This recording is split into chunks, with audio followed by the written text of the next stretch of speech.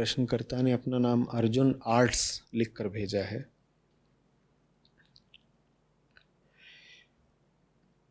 कह रहे हैं कि आप कहते हैं कि महिलाओं का कमाना उनकी आंतरिक और भौतिक प्रगति के लिए ज़रूरी है, पर हमारी प्राचीन देवियाँ जैसे माँ सीता, देवी अनुसुईया, यहाँ तक कि साध्वियाँ जैसे मीराबाई भी कभी कमाती तो नहीं थीं, तो क्या वो सब गलत थीं?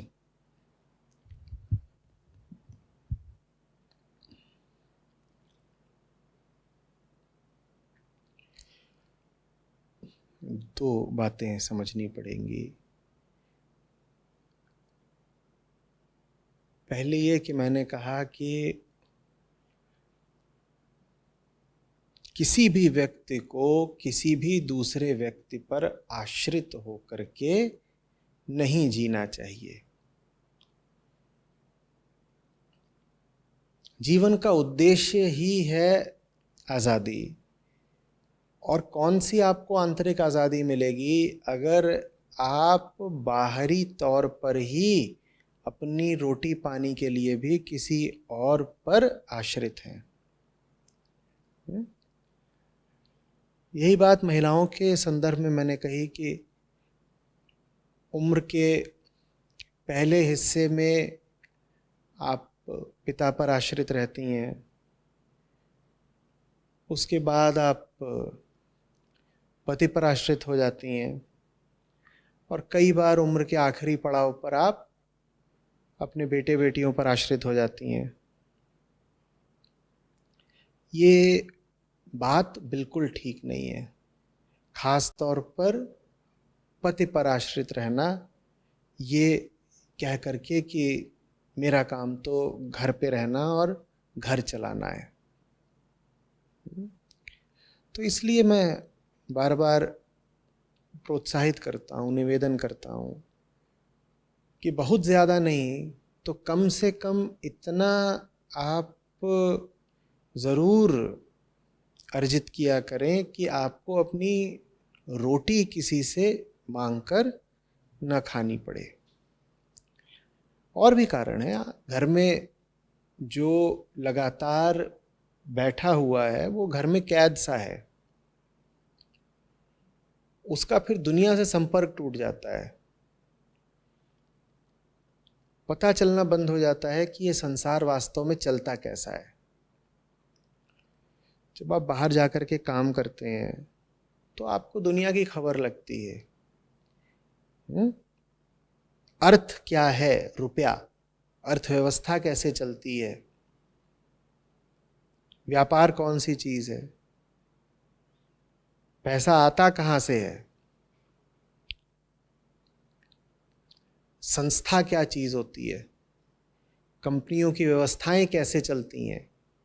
जब आपको ये सब बातें पता चलती हैं तो उससे आपकी मानसिक तरक्की भी होती है। तो इन कारणों से मैं कहा करता हूं कि पति पर आश्रित न हो। पति भी एक साधारण इंसान ही है, वो कोई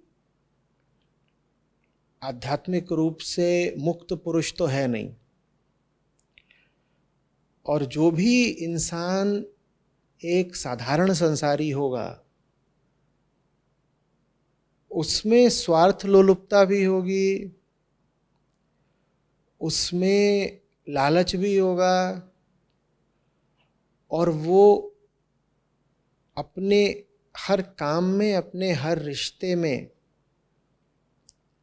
अपना फायदा भी जरूर गिनेगा। तो अगर आप अपने पति के आश्रित होकर के घर पर बैठी हैं और कह रही हैं कि नहीं, वो मुझे जो ला करके दे रहा है, प्रेम में दे रहा है, तो अच्छे से समझिए कि क्या आपका पति अभी ऐसा है कि किसी से निस्वार्थ प्रेम कर सके? उसके जीवन को देखिए, वहां आपको कहां कहां निस्वार्थता दिखाई देती है। क्या उसकी चेतना का स्तर इतना ऊंचा हो गया है, क्या उसका प्रेम, उसकी करुणा इतने शुद्ध हो गए हैं कि वो किसी से भी बिना लाभ की अपेक्षा करे निस्वार्थ प्रेम कर सकता है? आपका पति कर सकता है क्या? जब वो किसी से अभी कोई निस्वार्थ संबंध नहीं रख सकता, तो स्पष्ट सी बात है कि वो अपनी पत्नी से भी निस्वार्थ संबंध नहीं रख सकता। तो आपको भी अगर वो आश्रय दे रहा है और आपका पालन पोषण कर रहा है और आपको पैसे वगैरह भी दे रहा है, तो वो आपसे कहीं ना कहीं कुछ उम्मीदें रखकर बैठा है, कहीं ना कहीं वो आपसे अपनी कामनाएं पूरी करवा के छोड़ेगा। और ये गुलामी हो गई ना फिर, कि आपको किसी की कामनाएं पूरी करनी पड़ रही हैं। बात समझ में आ रही है? आपने कहा कि माँ सीता भी तो कुछ काम नहीं किया करती थी। अरे तो माँ सीता के पास श्री रामचंद्र थे।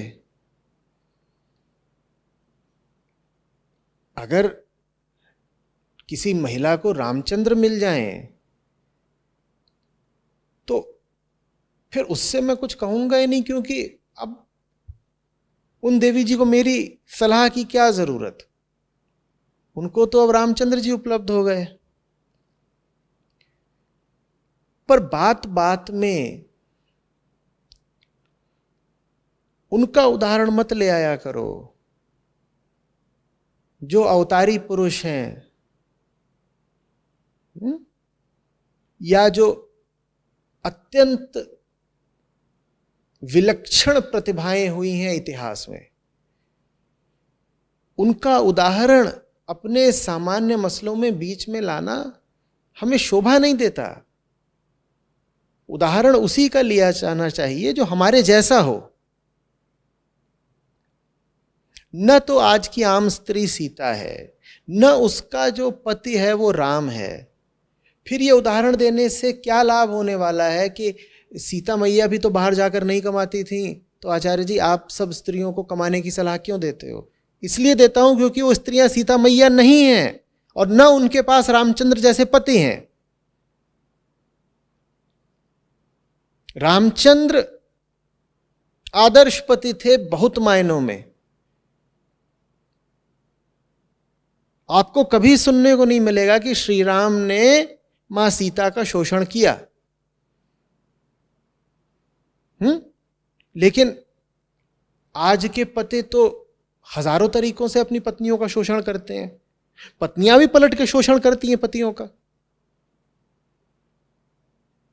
तो कहां राम सीता की जोड़ी और कहां ये आज के चिमटे और हथौड़ी? क्या तुलना कर रहे हो? पर जहां तुम्हें अपना कोई तर्क जायज ठहराना होता है, वहां तुम तुरंत कभी राधा कृष्ण, कभी राम सीता को उठाकर ले आते हो कि सीता मां भी तो नौकरी नहीं करती थी आचार्य जी, इसीलिए तुम्हें अपनी बीवी को नौकरी करने नहीं देता। तुम रामचंद्र हो, तुम रामचंद्र हो। कितने रावण तोड़े तुमने आज तक?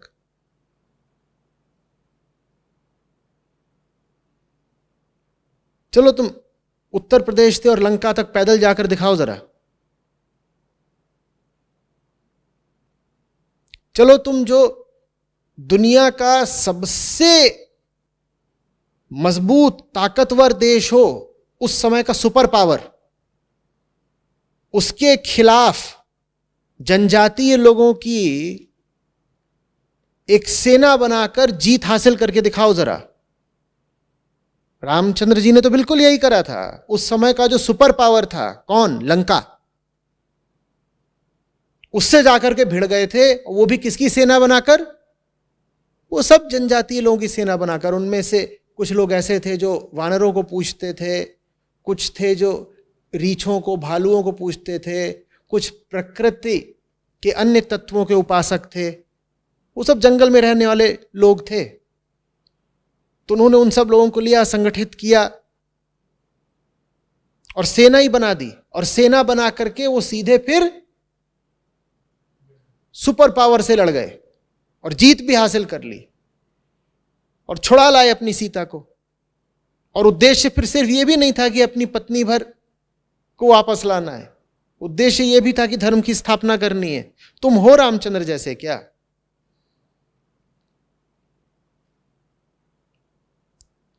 जब तुम नहीं हो रामचंद्र जैसे, तो ये तर्क क्यों दे रहे हो कि जब रामचंद्र जी की पत्नी नौकरी करने नहीं जाती थी तो हम अपनी पत्नी को नौकरी क्यों करने दें? ये बेहुदा तर्क है। ये तर्क दे करके जानते हो तुम्हारा अहंकार कर क्या रहा है? तुम्हारा अहंकार तुम्हारी तुलना श्री राम से करवा रहा है। इतने बड़े अहंकारी हो तुम कह रहे हो कि जब श्री राम ने अपनी पत्नी से नौकरी नहीं करवाई तो मैं कोई श्री रामचंद्र से कमजोर हूं क्या? मैं भी तो अवतारी आदमी हूं, वो होंगे विष्णु के अवतार, मैं भी पीछे पीछे हूं ही, विष्णु का 51वां अवतार मैं ही हूं। यह है तुम्हारा अहंकार। बात समझ में आ रही है? तो या तो किसी स्त्री को पति मिला हो श्री राम जैसा, तो फिर मैं बिल्कुल नहीं कहूंगा कि चलो नौकरी करो, पर ईमानदारी से रहिएगा। भावना की आवेग में मत कह दीजिएगा कि हां मेरे पति तो रामचंद्र ही हैं। बिल्कुल, वो भावना के आवेग में तो सब स्त्रियों को अपने पति राम और कृष्ण ही लगते हैं। वो तो बाद में पता चलता है कि मामला कुछ और था। या फिर लिख रहे हो कि मीराबाई जैसी साध्वियां भी तो कभी कमाती नहीं थी। या तो स्त्री के पास हो राम जैसा पति तो मैं कुछ नहीं बोलूंगा, या फिर स्त्री मीराबाई जैसी हो तो उससे भी नहीं कहूंगा कमाओ, क्योंकि मीरा अब वो हो गई जिन्हें अब गुलाम बनाया नहीं जा सकता, जो अब किसी की आश्रित रही नहीं, क्योंकि अब वो आंतरिक तौर पर कृष्ण के आश्रित हो गई। तो अब उन्हें कमाने वाली कोई जरूरत नहीं। भाई कमाना अपने आप में कोई अनिवार्यता थोड़ी ही है। अगर मैं कहता हूं कमाओ तो इसलिए कहता हूं ना कमाओ ताकि तुम्हें किसी पर आश्रित होकर के ना रहना पड़े। अगर तुम मीराबाई जैसे हो गई कि बिना कमाए ही आश्रित नहीं है, क्योंकि अब हमने तो पकड़ लिया है कृष्ण को, तो मैं नहीं कहूंगा कि कमाओ वगैरह। फिर तो कमाने में कुछ नहीं है, बिल्कुल नहीं है। सामान्य व्यक्ति से मैं कहूंगा कमाओ, पर कोई हो जाए बिल्कुल संन्यास्त और जाकर के बैठ गया हिमालय की गुफा में ढोंग करते हुए नहीं, क्योंकि वास्तव में अब उसे उस जगह की शांति से प्यारा और कुछ है ही नहीं। वो कह रहा है कि मुझे यहां की शांति से ज्यादा प्यारा कुछ है ही नहीं, मुझे रुपया पैसा चाहिए ही नहीं, थोड़ी बहुत मेरी जरूरतें हैं वो मैं किसी तरह से पूरी कर लेता हूं। तो उसको मैं थोड़ी कहूंगा कि नहीं नहीं चलो चलो नौकरी करो कमाओ।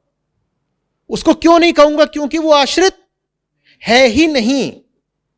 कमाने की सलाह मैं उनको देता हूं जिनके सर पे तलवार लटक रही होती है। क्या तलवार?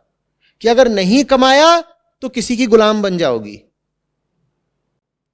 जिनके सर पे तलवार लटक रही है कि अगर कमाओगी नहीं तो किसी की गुलामी करोगी, उनको मैं कहता हूं कि कमाने निकलो। जो चेतना के उस स्तर पर पहुंच गए हैं कि अब वो चाहे कमाएं चाहे ना कमाएं वो किसी के गुलाम नहीं होने वाले, उनसे मैं बिल्कुल नहीं कहूंगा कि कमाओ। पर वैसे लोग लाखों करोड़ों में कोई एक होंगे, उनका सहारा या उनका उदाहरण लेकर के अपने आप को धोखा मत दो। ठीक वैसे जैसे राम सीता का उदाहरण लेकर के अपने आप को धोखा मत दो। न तो साधारण स्त्री सीता जैसी होती है, न उसका पति राम जैसा होता है। और जो तुम हो नहीं वो जबरदस्ती अपने आप को मान करके तुम अपना अहित ही करते हो। सारा अध्यात्म फिर याद दिला रहा हूं किस लिए है, मुक्ति के लिए है। और मुक्ति पानी सबसे मुश्किल तब हो जाती है जब एक गुलाम आदमी अपने बारे में ये कल्पना बैठा ले कि मैं तो आजाद हूं, मुक्त हूं। मुक्त होना जितनी ऊंची बात है, गुलाम होते हुए भी मुक्ति की कल्पना करना उतनी ही ओछी बात है। ज्यादातर लोगों की रुचि, ज्यादातर लोगों की अभीप्सा मुक्ति की नहीं होती। जानते हो किसकी होती है? वो भीतर ही महसूस करना चाहते हैं, इस कल्पना का रस लेना चाहते हैं कि हम भी तो मुक्त हैं, हम भी तो मुक्त हैं। तो तुरंत बोल देंगे अरे मैं राम हूं, स्त्रियां बोल देंगी अरे मैं भी तो सीता हूं। सीता माता थोड़ी जाती थी जॉब करने, तो मैं क्यों जाऊं जॉब करने। फिर सीता माता ऐसी भी थी ना कि आग से होकर गुजर गई, आप भी गुजर के दिखा दीजिए।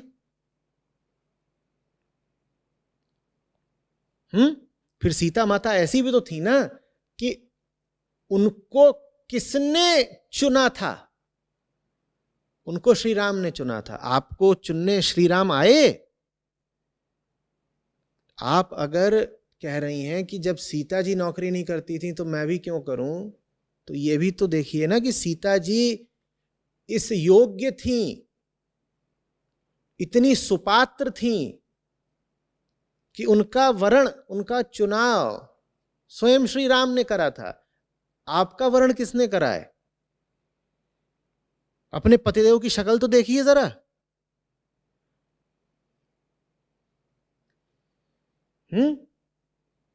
अपने आप को धोखे में मत रखिए। फिर याद दिला रहा हूं, मुक्ति निसंदेह उच्चतम आदर्श है, हमें उसकी ओर बढ़ना है। पर जब तक हम मुक्त हुए नहीं, हमें अपने आप को ये झूठी दिलासा नहीं दे देनी है कि हम बिना मुक्त हुए ही मुक्त जैसा आचरण कर सकते हैं। मुक्त जैसा आचरण मुक्त व्यक्ति को ही शोभा देता है। गुलाम आदमी ऐसा व्यवहार करने लग जाए जैसे मुक्त है, तो उसकी गुलामी सदा के लिए स्थापित हो गई। अब उसकी गुलामी कभी नहीं खत्म होने वाली, क्योंकि उसने गुलाम बने बने अपने आप को यह झूठा भरोसा दिला लिया है कि मैं तो ठीक हूं, मैं तो आजाद हूं, मुझे कुछ करने की जरूरत नहीं। नहीं, आप ठीक नहीं हैं और आपको बहुत कुछ करने की जरूरत है। आपको बहुत कोशिश करनी पड़ेगी, आपको आग से गुजरना होगा, आपको अपनी बेड़ियां गलानी है। तो दिवा स्वप्न में मत रहिए, ताश का महल मत खड़ा करिए।